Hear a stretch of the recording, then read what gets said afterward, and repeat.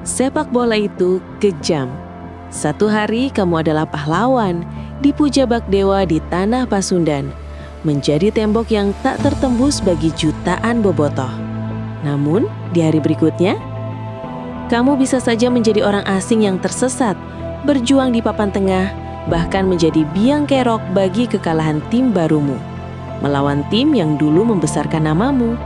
Apa yang terjadi pada Nick Kuipers di musim 2025-2026 bukan sekadar perpindahan klub biasa. Ini adalah studi kasus tentang loyalitas yang bertepuk sebelah tangan, tentang ambisi orang kaya baru yang belum matang, dan tentang takdir yang seolah mempermainkan perasaan. Dari juara back-to-back bersama Persib Bandung, kini ia harus rela melihat mantan timnya duduk nyaman di puncak klasemen. Sementara dirinya berjibaku dengan kartu merah dan pertahanan yang bocor di Dewa United. Bagaimana bisa seorang legenda yang didepak secara paksa justru malah membantu mantan timnya juara lewat sebuah kesalahan fatal? Benarkah Persib jauh lebih bahagia tanpa Kuipers? Dan seberapa nyesek nasib sang Dutch Wall saat ini? Siapkan kopi kalian, karena Area 12 akan membedah tuntas. Mari kita putar waktu sedikit ke belakang. Sebelum kita bicara soal tragedi, kita harus paham dulu seberapa tinggi ia pernah terbang.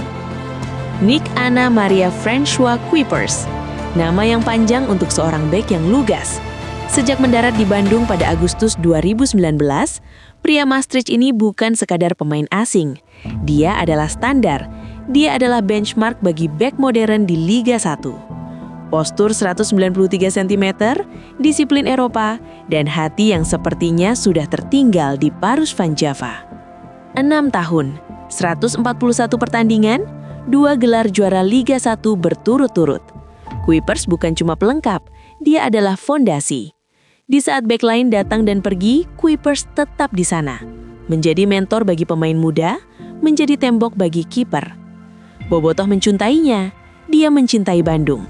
Rasanya dia akan pensiun di sana, menjadi legenda abadi seperti Vladimir Vujovic atau Hilton Moreira. Tapi seperti kata pepatah lama, tidak ada pesta yang tak usai.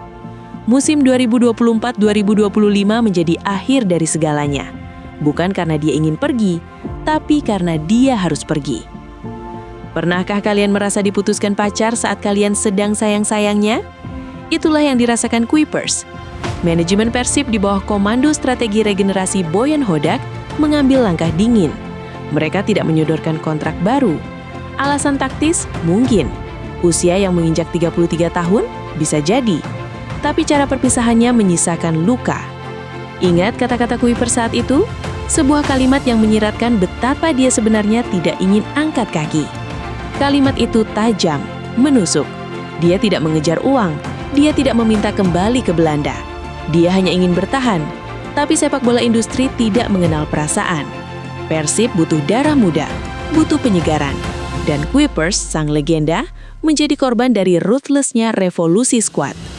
Maka pergilah dia, tidak jauh, hanya bergeser sedikit ke provinsi sebelah, ke Banten, ke pelukan Dewa United, klub sultan yang sedang membangun galaksi bintangnya sendiri. Di atas kertas, ini transfer masuk akal. Dewa butuh pemimpin, Kuipers butuh rumah baru. Tapi apakah rumput tetangga benar-benar lebih hijau? Persib Bandung kah? Mereka terbang tinggi. Posisi 1, puncak klasemen, 44 poin. Calon kuat juara lagi, untuk ketiga kalinya alias tripit. Tanpa Kuipers, apakah pertahanan mereka keropos? Ternyata tidak, justru sebaliknya. Persib menjadi tim dengan pertahanan terbaik di Liga, hanya kebobolan 11 gol dalam 19 laga. Sosok pengganti seperti Federico Barba dan gelandang jangkar Tom Hai membuat Persib move on dengan sangat cepat. Mantan? Maaf, Persib sudah lupa caranya merindu. Lalu bagaimana dengan Dewa United bersama Nick Kuipers? Alih-alih menjadi penantang gelar, Banten Warriors justru stuck di papan tengah, peringkat 10. Pertahanan mereka bocor banget dengan kebobolan 25 gol, lebih dari 2 kali lipat jumlah kebobolan Persib. Nick Kuipers yang diharapkan menjadi jenderal justru terlihat kewalahan. Statistiknya musim ini mencemaskan, hanya 1 clean sheet dalam 13 laga yang tercatat. Bayangkan, seorang bek dengan harga 250.000 euro di klub kaya raya kesulitan mencatatkan nirbobol. Apakah Kuipers bermain buruk? Tidak sepenuhnya, tapi dia berada di sistem yang kacau, dipaksa menambal lubang di sana-sini, hingga akhirnya frustasi itu meledak. Puncak dari segala ironi ini terjadi pada 21 November 2025, tanggal yang mungkin ingin Kuipers hapus dari kalendernya. Pekan ke-13, Dewa United bertandang ke GBLA, kandang yang dulu memuja namanya. Sorakan bobotoh menggema, tapi kali ini bukan memanggil namanya dengan cinta, melainkan dengan tekanan, teror mental yang nyata. Pertandingan alot, skor 0-0. Dewa United bermain disiplin. Sampai menit ke-56. Takdir itu lucu tapi kadang kejam. Nick Kuipers dalam upaya menyelamatkan gawang tim barunya justru menjatuhkan penyerang Persib Bandung, William Barros, di kotak tertembus. Wasit menunjuk titik putih. VAR mengkonfirmasi. Dan siapa yang mencetak gol? Andrew Zhang, penyerang baru Persib Bandung. 1 kesalahan, 1 gol, 1 kekalahan untuk Dewa United, dan 3 poin untuk Persib. Coba resapi ironinya. Nick Kuipers yang dibuang Persib justru memberikan hadiah penalti yang membuat Persib menang dan semakin kokoh di puncak klasemen. Media massa melabelinya biang kerok. Di media sosial, jangan tanya. Dia secara tidak langsung membantu mantan timnya juara sambil menenggelamkan timnya sendiri. Sebuah naskah drama yang bahkan penulis Hollywood pun tidak akan tega menulisnya. Apakah nasib buruk itu berhenti di sana?